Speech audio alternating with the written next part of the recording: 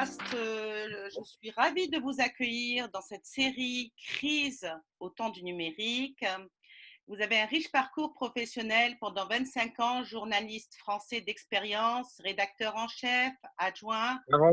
40 ans journaliste. Ah Enfin, ben il fait voilà. d'autres choses. 40 ans, journaliste, rédacteur en chef, adjoint et rédacteur en chef chez France 3, etc. Vous avez également été directeur de Médecins sans frontières France dans le Caucase, où vous avez aidé des populations civiles victimes de la guerre. Vous avez été directeur de la communication du département du Tarn, directeur de l'équipe rédactionnelle d'une société PME de recherche économique en France. Vous êtes un fervent lecteur, vous aimez la nature et actuellement même, vous êtes confiné avec votre famille dans une vieille bâtisse en Corrèze, en pleine nature, avec vos lectures et vos enfants. Donc, je voudrais m'entretenir avec vous sur cette question de crise que je mets au pluriel, au temps du numérique, puisque aujourd'hui, justement, l'occasion nous est donnée de nous rencontrer juste dans un espace virtuel par Zoom et nous allons donc échanger sur quelques points qui, en lien avec votre expertise et vos connaissances. Est-ce que vous pouvez vous présenter ou ajouter quelques mots, peut-être vous avez quelques mots à ajouter, et m'introduire cette crise peut-être de manière un peu plus étymologique. Je sais que vous êtes bon en grec, alors voilà, je vous écoute. Oui, je fais partie des survivants de la culture classique de latin-grec, voilà, pendant 12-14 ans, effectivement. Donc, crise, c'est du grec. Après, c'était réutilisé et repris en latin. Mais au départ, c'est du grec. Ça veut dire distinguer. C'est le fait, c'est l'idée d'un tamis, c'est-à-dire qu'on distingue, voilà, la grosseur des pierres, la grosseur des événements, etc. Et au départ, c'était pas négatif. Puis c'est devenu effectivement négatif. C'est-à-dire que visiblement, l'homme a pu se distinguer ce qui n'allait pas que ce qui allait. Donc en fait, ça vient de là. Et aujourd'hui, bah, crise, c'est vraiment l'équivalent de tension extrême. Ouais. Est-ce qu'aujourd'hui, vous pouvez justement dire que la société dans laquelle on vit en Occident est finalement en tension extrême et cela a été certainement accentué avec la crise sanitaire et pandémique? Oui, bon, ben, c'est la crise, c'est les crises, toute une série de crises. Là, la crise de la pandémie, en fait, exacerbe cette idée de crise et je dirais fait oublier les autres. Hein. Alors, on y reviendra sur le rôle enfin, des médias au sens très très large. Hein. C'est tout ce qui passe par Internet, y compris, et à commencer par les gens qui interviennent sur Internet. Mais on est dans une situation très très particulière. Hein. Alors, des crises pandémiques, bah, il y en a eu, épidémies, pandémiques, il y en a eu beaucoup. Vous l'avez rappelé, je suis un amoureux de l'Antiquité. Et bah, quand on va dans l'Antiquité, il y en a à l'époque d'Athènes, il y a eu des crises majeures. Périclès, d'ailleurs, est mort très probablement de la peste. Alors c'est difficile parce que on appelait peste en fait euh, ces types d'épidémies importantes. Il y avait peut-être d'autres types d'épidémies qu'on a mal identifiées. Mais enfin, il y en a beaucoup. Il y en a eu à Rome. Il y a eu à l'époque de Justinien, à l'époque d'Antonin, il y a des empereurs qui en sont morts. Marc Aurèle est mort de ça. Après, alors c'est vrai qu'on parle beaucoup, mais il faut avoir une vision assez large. On parle beaucoup des pestes du Moyen Âge, mais il n'y a pas eu que les pestes du Moyen Âge. C'est pour ça qu'il faut vraiment rappeler l'Antiquité, qui ont fait des centaines de milliers, des millions de morts à l'époque. Et n'oublions pas, sur une population qui n'était pas de 7 milliards d'individus, c'est-à-dire proportionnellement, ça en touchait beaucoup plus. Et on n'avait pas les moyens qu'on a aujourd'hui de comprendre. Donc c'est vrai qu'on se réfugiait soit on fuyait, Montaigne, par exemple, a fui Bordeaux, alors qu'il en était un des édiles. Ça doit d'ailleurs pas été crédité en positif.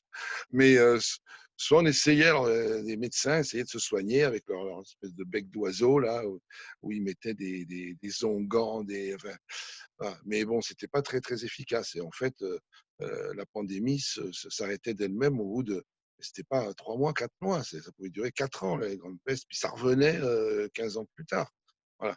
Donc, et on se réfugiait dans la religion. Mais à l'époque, on savait que la mort était beaucoup plus intégrée dans la vie qu'aujourd'hui.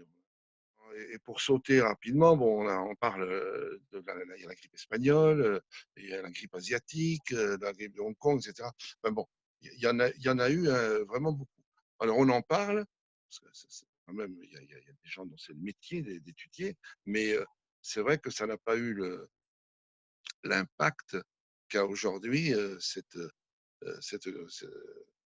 cette pandémie du coronavirus, qui pourtant, si on veut faire un calcul un peu sordide en termes de morts, est loin de toucher des grandes pandémies qu'il y a eu partout. Et dans le monde entier, vous êtes au Canada. Au Canada, il y a eu, si je me souviens bien, il y a eu le choléra, mais de façon très importante, il me semble au XVIIIe siècle, 18e siècle, qui a, qui a ravagé des populations importantes. Les populations indiennes, c'est connu aussi, mais on a tendance aussi à avoir une mémoire un peu sélective. Les populations indiennes ont été ravagées par la variole. Parce que, alors pourquoi nous, on n'y était pas, on n'était pas touchés? Parce que tout simplement, on avait vécu tout ça et petit à petit, le corps avait trouvé ses défenses. Mais avant qu'il trouve ses défenses, ça peut durer des années. C'est pour ça que la technique de dire on se confine pas, on fait rien aujourd'hui, il faut attendre combien de victimes, quoi, hein. Voilà. Voilà pour les rapide, hein, mais enfin encore une fois, ça date pas d'aujourd'hui. Simplement aujourd'hui, ce qui est nouveau, c'est l'impact que ça a, je dirais, chez les humains du monde entier. Voilà. Et le rôle du numérique. Alors là, moi, je voudrais qu'on revienne là sur, euh, qu'on aille vers un auteur qui, pour moi, est un fondement pour la compréhension de notre monde des médias, c'est McLuhan. McLuhan, il a défini ce qu'on appelle le village universel. Et il a eu cette fameuse formule message is message, c'est-à-dire le message, c'est le médium, le support. Alors, il définissait les médiums chauds, les froids, la radio, la télé. Mais là, on a dépassé, pour moi, on a dépassé tout ça et de très loin. C'est-à-dire qu'effectivement, le support, le médium, euh, donne le là de la façon dont l'être humain qui est confronté là, grâce à cause des informations, par les informations qui circulent, à sa qualité d'être humain, c'est-à-dire à ce qu'il est vraiment, c'est-à-dire un animal mortel. Et c'est pour ça que je dis, ça dépasse les idéologies, que ce soit en Chine, on voit un ou deux morts en Chine, et puis après en Indonésie, et puis, etc. Et là, le médium, euh, Internet, euh, fait sauter au visage des gens, hein, et alimente en permanence, en permanence. Alors, on suit quasiment cette pandémie, ce qui n'était pas le cas avant. Avant, on pouvait suivre effectivement ce qui se passait chez le voisin ou dans le quartier d'à côté, hein, dans ces grandes pandémies qu'il y a eu, ou la tribu d'à côté. Mais là, maintenant, ce qui se passe en Chine, ce qui se passe aux États-Unis, c'est comme si c'était chez le voisin, quoi. Donc, on est d'autant plus impacté et on se rend compte que notre condition humaine, c'est bien une condition animale et on est confronté à la mort. Et aujourd'hui, dans notre société, cette mort, on la nie. Quand on va au Moyen Âge, bon, il y avait les danses macabres, il y avait, la mort était beaucoup plus intégrée dans la vie des gens. Justement, Là, non. parlons justement de la mort au Moyen Âge et cette relation à la mort aujourd'hui contemporaine. Et finalement, parce que les pandémies, on n'en a plus les souvenirs alors qu'il y en a eu au début du siècle aussi, et parce qu'elles ne sont pas aussi médiatisées par le numérique qu'aujourd'hui. Quelle est la relation, quel parallèle vous pouvez faire entre cette notion de la mort au Moyen Âge et finalement sa résurgence ou sa résurgence aujourd'hui par le biais de cette pandémie, par le biais aussi de l'exacerbation de la médiatisation de cette pandémie par le numérique? Alors, encore une fois, l'exacerbation de la pandémie, l'information, c'est capital. Aujourd'hui, en Afrique, par exemple, il y a plus d'1,5 million de personnes qui sont touchées par le choléra. Il y a au moins 100 000 morts par an, au moins. Et potentiellement, il est à l'affût, le choléra, concernant presque plus d'1 milliard de personnes. Voilà. Alors, bon, pour moi, c'est la clé, c'est-à-dire c'est effectivement la façon dont l'information circule. Alors, la pandémie aussi, parce qu'à l'époque, la grande peste, elle est arrivée par bateau d'Orient. Le bateau, il ne s'est pas arrêté à Gênes, qu'il n'en a pas voulu, parce qu'il savait qu'il y avait des cas de peste. Ils ont continué, et ils ont débarqué à Venise, et là, ça a atteint l'Europe entière. En plus, Venise, qui était quand même qui avait des circuits commerciaux énormes. Donc évidemment, mais ça a mis des mois et des mois et des mois. Tandis que là, avec les avions, et ça va très vite. C'est-à-dire que le virus se répand très vite et l'information elle précède le virus, quoi. Hein. Et là, impossible d'arrêter, quoi. Impossible d'arrêter. D'ailleurs, c'est et on a droit à tout, c'est-à-dire, encore une fois, on sait ce qui se passe en Chine comme si c'était la maison d'à côté, le quartier. Et donc, ça nous affole parce que ça nous touche au plus profond de nous, êtres humains. Et pour moi, c'est ça, ça nous renvoie vraiment à notre condition de qualité, condition d'être humain, animal, fragile et qui touche, voilà, qui est proche de la mort. Hein. Alors qu'on a tendance, on se dit, bon, mais non, là, on y est. Même si finalement, bon, c'est pas systématique, Dieu merci, hein, finalement. Enfin, quand même, quand on voit, alors en plus, là, la mort, là, par exemple, du chanteur, là, Christophe, médecin, Christophe qui vient de mourir, c'est Christophe. ça? Oui, non, mais le problème pulmonaire, 74 ans, voilà, c'est un bon gibier pour le coronavirus, hein, ça c'est clair. Hein. Voilà. Après, c'est vrai qu'aussi, on peut se poser la question, quand on voit ce qui se passe dans les EHPAD, quand on voit ce qui se passe, bon, sortons de France, ailleurs, euh, qu'on qu'on revient en permanence sur les marins infectés sur le Charles de Gaulle, je veux bien, mais enfin bon, je dis pas que c'est pas grave, mais enfin, il y a un équilibre dans l'information normalement. Et là, je suis pas sûr que les gens qui en permanence reviennent là-dessus, ils se posent beaucoup la question, quoi. Je pense qu'il y a dans cette pandémie, il y a quand même vraiment beaucoup plus grave, à mon avis. Hein. Bon, Par exemple, par exemple. la façon dont c'est géré par pays, ce serait intéressant de savoir de façon plus précise, parce qu'on évoque, mais de façon plus précise, comment ça a été géré. Et par quel système de santé sur d'autres pays en Europe, sur d'autres pays dans le monde. Aujourd'hui en Afrique, euh, pourquoi finalement pour l'instant il n'y a pas beaucoup de cas.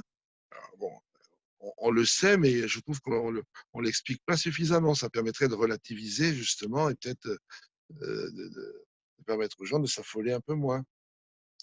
En Afrique, on n'a pas affaire à un ennemi. On n'a pas affaire à un ennemi. Moi, quand le terme de guerre, je trouve, il est totalement inapproprié, mais totalement inapproprié.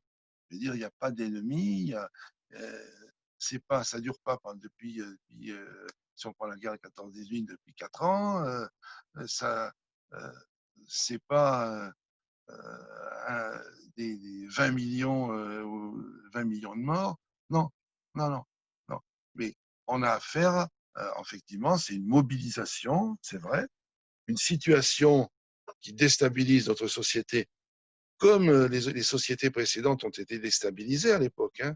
Euh, Sauf que notre société je dirais, elle est plus complexe. Donc, on voit bien là qu'elle a pas trop tenu le choc dans un premier temps. Bon, là maintenant, ça se réorganise.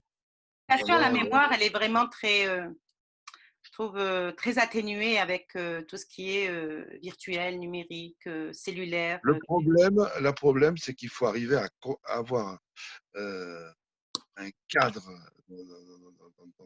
dans les analyses. Donc, il faut du temps et il faut arriver à construire. Et le numérique, c'est en permanence, à travers tout ce qui nous arrive, là, les réseaux sociaux, en permanence de nouvelles informations. Donc, ce qu'on garde généralement, c'est très peu de choses. C'est des rythmes, c'est de temps en temps quelque chose qui sort comme ça, mais très, très, très, très peu de choses. Bon, il y a eu des tas d'analyses de fait sur les journaux télévisés. On s'aperçoit que on retient plus le rythme ou le ton du présentateur. On sait même plus ce qu'il a dit, quoi. Non, ça, enfin, je trouve que dans les sociétés, je sais pas vers où on peut aller, mais c'est très, très dangereux. Moi, je suis un peu confronté à ça parce que ma culture est une culture hyper classique de bouquins, vraiment, latin, grec, enfin, etc., italien. Et puis j'ai baigné là-dedans, mais j'étais confronté en permanence, quoi. Et j'ai bien vu. Alors j'essaye de résister, mais je me fais, je me fais pas trop d'illusions. C'est des îlots, quoi. C'est des îlots. Mais il faut vraiment avoir conscience de ça. Et puis quand on voit là, n'importe qui se dit journaliste, spécialiste de tout. Mais quelque part, oui, c'est-à-dire que chacun, à un moment donné, il faut rester, avoir la modestie de rester dans son domaine. Voilà, et puis arrêter tout ce qui arrive. Alors là, j'ai vu là, aujourd'hui, ce qui sortait, c'était Montagnier, le VIH, ça vient de Chine. Bon, là, je dis, c'est intéressant, mais faut être très prudent, quoi. Toujours se dire, voyons, prendre le temps d'essayer de multiplier les sources, essayer de recouper, de vérifier, et pas de balancer comme ça. Parce que balancer, même en disant j'en doute, déjà on balance. Donc on alimente en fait les bêtises. Les fake news, on fait penser à quelque chose. Tout le monde dit fake news aujourd'hui. Il faut savoir que c'est pas, ça date pas d'aujourd'hui. Hein. Euh, César, dans sa guerre des Gaules, son livre, bon, encore une fois, en mutatis mutandis, c'est pas tout à fait ça, mais quand même, euh, c'est, c'est- il est truffé de fake news, son livre sur la guerre des Gaules. La bataille de Gergovie, qui est comme une victoire vers Vercingétorix, il arrive à la faire passer pour quasiment une victoire pour lui, enfin, il avait tout prévu, sauf qu'ils sont partis à la débandade.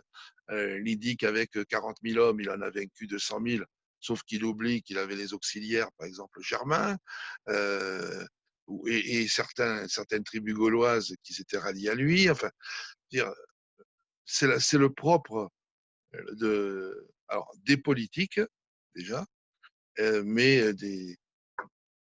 tous les gens qui ont un pouvoir ou qui ont envie d'en avoir un, de balancer alors, avec les réseaux sociaux, c'est hyper facile, quoi. C'est-à-dire que maintenant, avant, c'était au bistrot qu'on entendait des âneries, mais là, aujourd'hui, vous n'avez qu'à ouvrir Facebook. C'est c'est- c'est énorme, quoi. Vraiment, voilà. Quelle est Là, la il y a, différence aujourd'hui, par exemple, justement, vous êtes un classique, vous dites que vous avez pratiqué le journalisme de façon classique, mais vous avez dû quand même vous adapter aux nouveaux outils. Quelle est ah bah oui. aujourd'hui la pratique du journalisme? En quoi vraiment ça change fondamentalement, par exemple, dans le cas de la gestion de la crise par les médias aujourd'hui? Bah, il faut se dire que euh, il faut euh, multiplier les sources, recouper les informations, euh, rester prudent aussi, parfois mettre un conditionnel si on n'est pas, si on pense que oui, mais qu'il y a un petit doute quelque part. C'est vraiment un vrai travail, quoi. N'importe qui ne peut pas faire ça. Mais comme un scientifique, je dirais quelqu'un en sociologie, un historien, s'il veut bien faire son boulot, c'est pareil. Il faut qu'il fasse, faut pas qu'il balance la première étude venue sans vérifier en fait comment elle a été faite, avec qui, à quel moment. Voilà. Non, mais c'est un effort permanent. Moi, j'ai toujours essayé d'aller dans ce sens-là. Alors, c'est vrai, j'ai passé bon, 25 ans après dans l'encadrement en métropole. J'ai fait le tour des Outre-mer là, depuis maintenant 10 ans, 12 ans. 12 ans, que ce soit même jusqu'à Wallis et Futuna, à Guyane, etc. Mais c'est en permanence que j'essayais de faire de l'éducation là-dessus. Voilà. D'ailleurs, il me semble que vous avez aussi formé ou vous avez été enseignant dans certains, vous avez donné certains cours. Aujourd'hui, on parle beaucoup d'infos, Oui. bon, de fake news, bien sûr, fausses nouvelles, mais bon, ça revient aussi le scoop, l'idée du scoop, mais beaucoup d'infobésité. Est-ce qu'on n'est pas finalement submergé par les informations, par, ben, on va consommer, par exemple, autour de cette crise, dans tous les réseaux sociaux, on ne sait plus quel est le tri que monsieur, madame, tout le monde peut faire devant la quantité d'informations et de sources d'informations. Si, on est noyé, ouais, c'est clair, ouais. Alors bon, après, il y a des supports d'infos qui sont plus crédibles que d'autres, où on sait qu'il y a plus de travail. Et encore que, même, bon, c'est vrai qu'on cite souvent Mediapart, c'est vrai ils prennent le temps aussi, hein, des enquêtes avec des journalistes qui sont de bons journalistes. Mais enfin, bon, il faut multiplier les sources et prendre le temps de regarder, voilà. Et surtout, quand il y a quelque chose qui arrive, il ne faut pas le relayer, comme je vois là, des tas de choses qui nous arrivent, visiblement sans aucune vérification.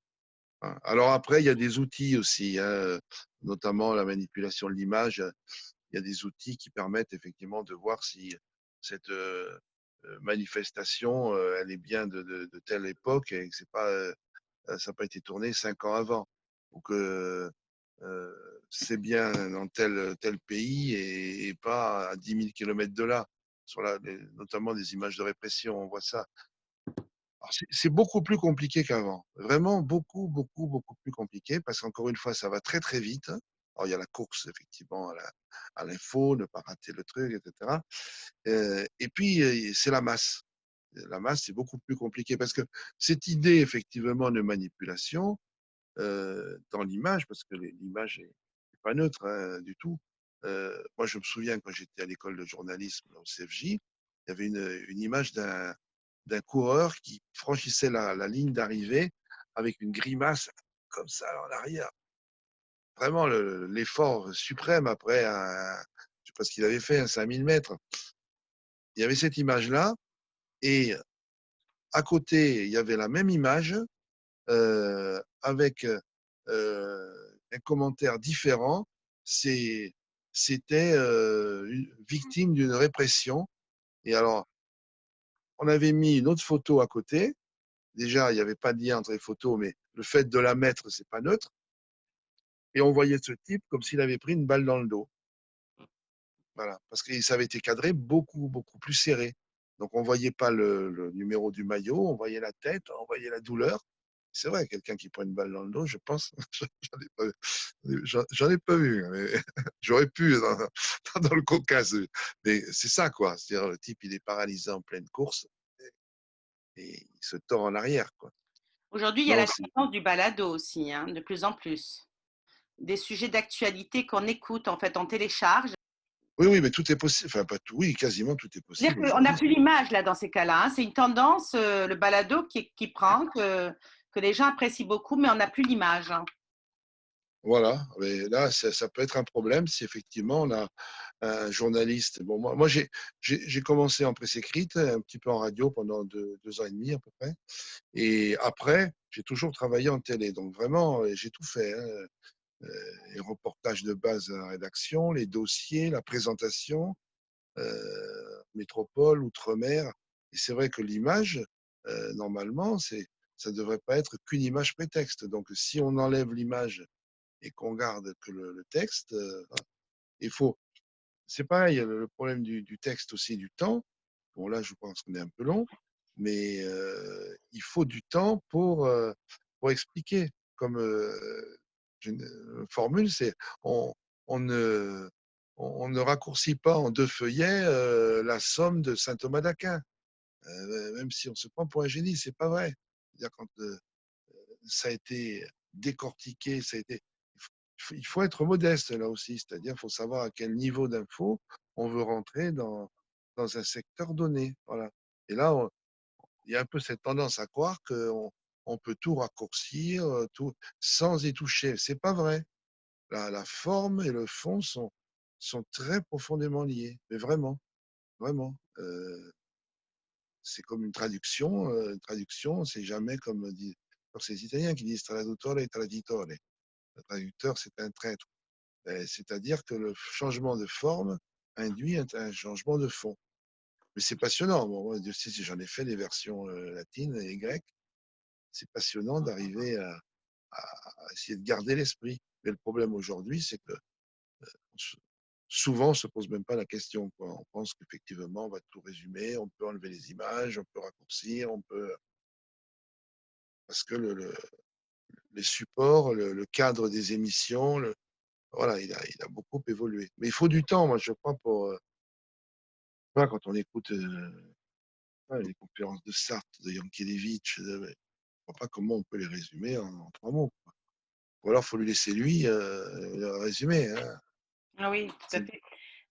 D'ailleurs, bah, pour revenir sur ces histoires de forme et de fond, cette crise cache-t-elle d'autres crises?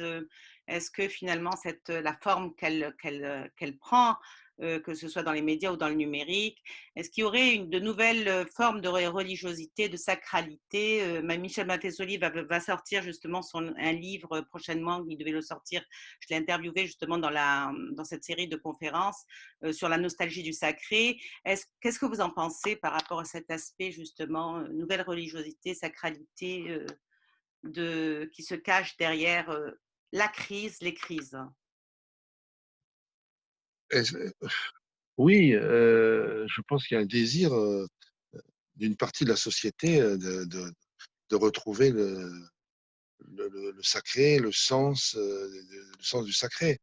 Mais je ne suis pas persuadé que cette crise, je ne sais pas ce que lui en pense, mais nous fasse beaucoup. Quand on regarde les crises précédentes, elles ont quand même, bon, elles ont perturbé les sociétés, elles ont déséquilibré les rapports de force, et encore, mais si quand même.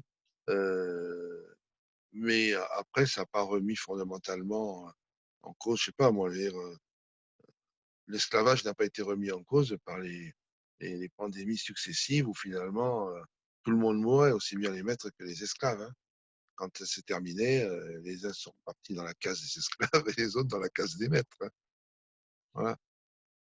Votre vision, c'est que les choses vont rester. On se pose quand même la question de la mondialisation. Je parlais avec une designer de mode qui me disait la mode va être peut-être la fabrication, la Chine, le local, le retour au local, parce qu'on pensait global, justement le village mondial dont vous parliez, penser local et agir global. Donc, il y a quand même ces questionnements. Puis bon, on voit des tendances. Hein. De toute façon, chaque époque porte ses caractéristiques. On voit par exemple les tendances véganes, les tendances plus en termes de voilà d'affinité, de goût, puis aussi la figure de Greta au niveau de l'écologie. Donc il y a quand même des petits signes au niveau social, etc., de changement. Et ces changements sont peut-être exacerbés par la crise ou bien en tout cas vont être cristallisés par la crise, j'ose espérer en tant que sociologue. Et donc c'est plus dans ce sens-là. Alors chaque époque est différente, chaque époque porte ses marques. Donc la nôtre, tout le monde, beaucoup de gens s'entendent pour dire qu'il y a un avant la crise sanitaire et un après la crise sanitaire. Moi, je crois pas. Je suis pas pessimiste, pourtant je suis quelqu'un d'optimiste de façon très générale dans la vie, mais non, je crois pas. Je pense que c'est bon. Au niveau de circuits locaux, je pense qu'effectivement, bon, les circuits courts sur la distribution, il y aura une accélération. Euh, on sera certainement un peu plus prudent parce que l'histoire des masques, si franchement les gouvernements avaient fait leur boulot, ils avaient les masques, il fallait pas les détruire. Il y a eu des notes de service dans certaines administrations, ça, je le sais par quelqu'un que je connais qui était directeur d'une grande administration, disant détruisez vos masques quelques années après. Quoi. Hein.